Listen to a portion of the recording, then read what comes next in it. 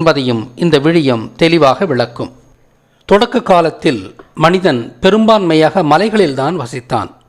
சிறு சனத்தொகை மட்டும் நாகர் என்ற பெயரில் தரையில் வாழ்ந்தனர். மலையில் மனிதன் வாழ்ந்த காலகட்டத்தை கிருத யுகம் என்று கிருஷ்ணன் அழைத்தார். அந்த மலைவாழ் மக்களின் வாழ்க்கை நிலைதான் கிருத யுகத்தின் பண்புகளாக சொல்லப்பட்டது. அதன் பிறகு ஒரு பகுதி மக்கள் மலையிலிருந்து இறங்கி வந்து காடுகளில் பெரும்பான்மையாக வாழத் தொடங்கினர்.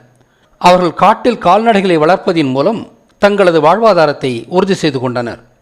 காடுகளில் அவன் வாழ்ந்த அந்த காலகட்டத்தை திரேதயுகம் என்று அழைத்தார் கிருஷ்ணன். அம்மக்களின் வாழ்க்கை முறையே அந்த யுகத்தின் பண்புகளாக சொல்லப்பட்டது. அதன் பிறகு நெடுநாளைக்கு பிறகு விவசாய தொழில்நுட்பத்தை கற்றுக்கொண்டு ஒரு